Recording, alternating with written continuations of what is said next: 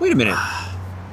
SeatGeek. Do you work for these guys? He's the sponsor of today's video, and that's SeatGeek. Yes, SeatGeek! Guys, today's episode is sponsored by SeatGeek. SeatGeek. Call SeatGeek. SeatGeek. Wait, you've done 2,231 creator deals?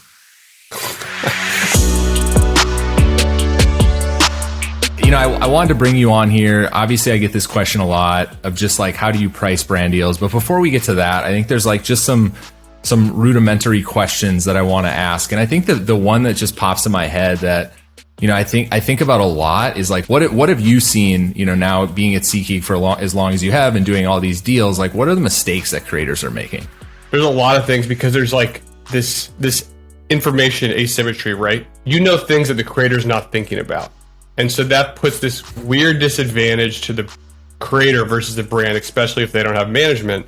Ultimately, it comes back to me is what are you giving up? And that depends a lot on what category the creator is in, right? So if you're a financial services creator, that financial partner is going to be a massive category for you. So when you go into any negotiation where a brand is like, I want to work with you, you need to understand, one, how important is that category? And two, how much are they taking away of potential other revenue? So am I exclusive? Do they have my usage rights? Those kind of things really play a massive role in you foregoing future opportunities because you agreed to this deal now. Okay, so I've seen you put out this tweet before, and I actually love that you put it out, but you talked a little bit about how a brand actually gets to a creator and all the people that can kind of fit themselves in between the brand and the creator. Can you talk a little bit about that tweet that you put out? Because I thought it was so spot on, by the way, and I'll put a picture of it here so people can see it. Right, so there's so many people in the middle where a brand will have an agency do deals on their behalf. And that agency is going to take a certain percentage of what they book. And then often there's another person, there's like a marketing agent, right? There's someone who says they represent Jimmy, but doesn't really represent Jimmy. He's actually reaching out to you and saying, hey, can I pass this deal along and take a cut? And then there's Reed, and then there's somebody else, and then there's Jimmy. And so in between, so much information is both lost and so much money is given to these people in the middle. Somebody reaches out and say, hey, this brand wants to work with you. You have to know that that person reaching out is taking some sort of financial compensation to bring you that deal. The first question you should ask when someone says, hey, I represent so-and-so is, are you exclusive? And that's kind of, you know, the thing that I've used over the last 5 years is like, we are exclusive, and I'm going to go to all these people, all these brands, and let them know. There's a lot of like, say you start with $100,000, the brand is like, we want to spend $100,000 on X creator. There's probably 30 to 40K that is gone just through like intermediaries, third parties before it even like gets to a manager, right? And then now obviously the manager is going to take their cut. So I just thought it was an interesting tweet that you put out, but it was so spot on.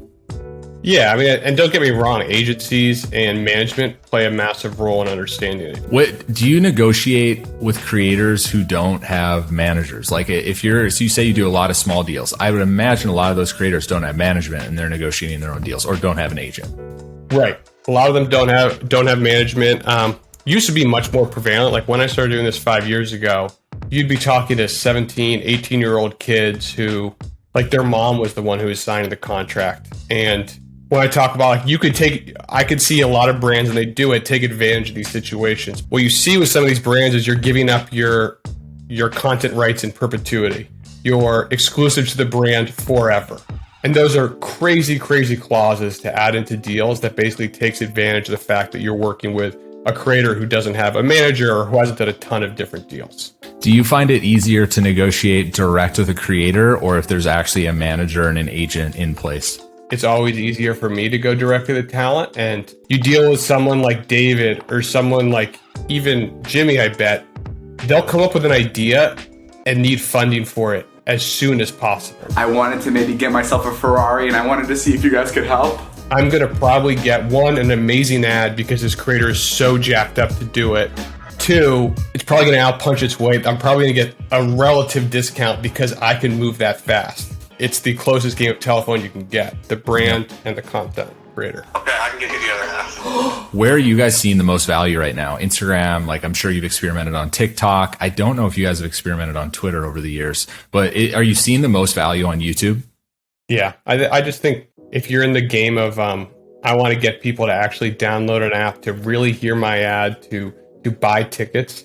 There's nothing stronger than long form content, because if you're willing to watch a Mr. Beast video, you care about him, you care about his content, you're kind of along for the ride. I don't think there's another place right now you can spend your money more effectively, and because it's so niche oriented. So for us, like, we work with a guy who breaks down LA Lakers film. Like, that's his thing. He gets 200,000 views a video, 300,000 views a video, but every single person I know is a sports fan. That is a massively important audience for us, and I can only really get that on YouTube. So I'd say, 95% of our spend right now is on YouTube, and then there's like 2% podcasts and 2% Twitch, because we just started working with Nick Merckx, but like, that's about it. Yep, I saw that. And then how are you guys thinking about pricing those deals? Like, are you pricing it based on the views per video? Are you pricing it based on like views per video, but if the ad's at the 3-minute mark, we have to factor for like ABD fall off? Like, how are you guys thinking about this pricing structure internally?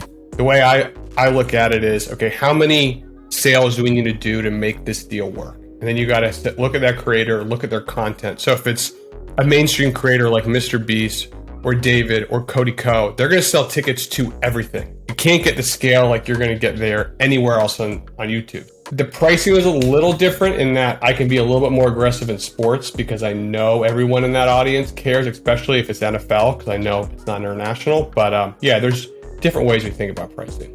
The best deals don't make sense on a CPV basis, and I say that with a disclaimer. So like, the hardest thing right now would be if you want to go sponsor a top tier creator, the barrier to entry is so incredibly high. So for instance, Cody Co. We started working with Cody 3 or 4 years ago.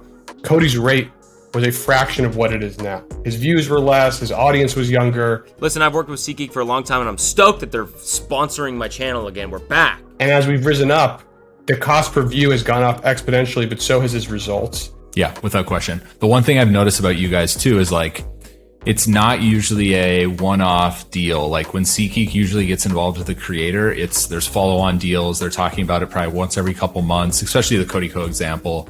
They feel like full-fledged SeatGeek endorsers now. Do you guys build exclusivity into most of those contracts? I'd imagine the long-term ones, but are you building exclusivity into like the shorter-term test contracts that you're doing with creators? The way you get to scale in creators, both for creators, I believe, and for brands, is long-term deals. If you're constantly trying to hustle for new partners all the time, it puts a lot of stress both on the brand and the creator.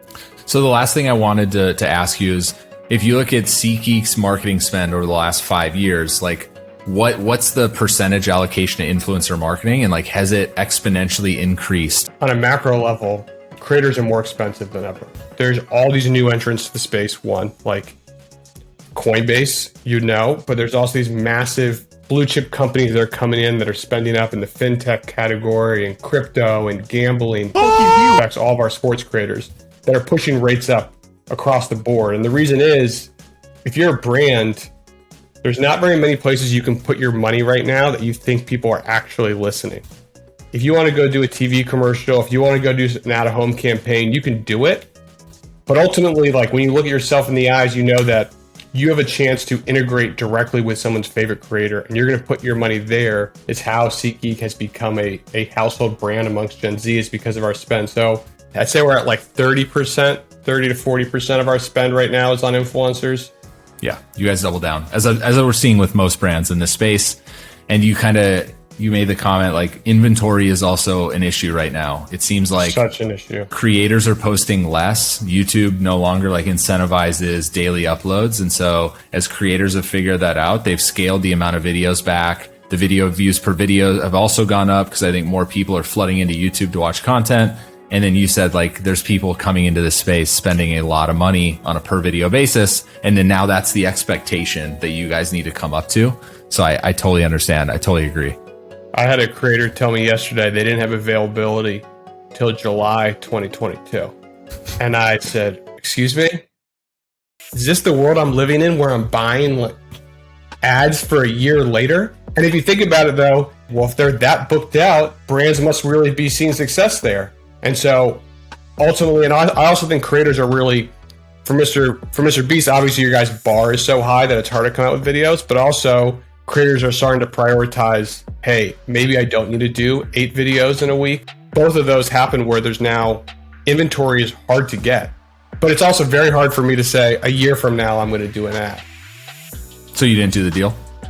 No, I'm going to do the deal. I'm going to do the deal. It's like hearing something's exclusive and you're like, well, I got to have a taste now. I got to figure out what this is. I'd also argue potentially if you're selling that far in advance, your rate is probably going to go up between that. Like if you want to be the most aggressive, you'd sell Q1 and Q2, but let's not sell Q3 yet. We have to know what our value prop is, and bluntly, SeatGeek's not going to be the most money, but we will have the tightest ad in the Mr. Beast video possible. We are going to move as quick as possible on reviews. Like you have to know, I think it's really important, particularly for brands, to know like what value you're bringing to the space. If you're a big blue chip brand that has the budget, we're going to overpay for a deal or pay more than SeatGeek will, but I'm going to review the video. Every little bit has to be, approved by my 3 lawyers and whatever. SeatGeek can't be that. SeatGeek has to be, we're going to be quicker than everyone else, and we're going to be easier to work with. And I think understanding your value prop is really, really important for brands. Totally agree. Well, thanks for coming on, man. I know this is going to be super helpful for a lot of creators that watch this podcast and talk about like, how do I price brand deals? Who should I be talking to? I'll put your email down below so everyone can reach out to you to get deals from SeatGeek. But I appreciate you talking about this. Thanks, man. Fun to be on.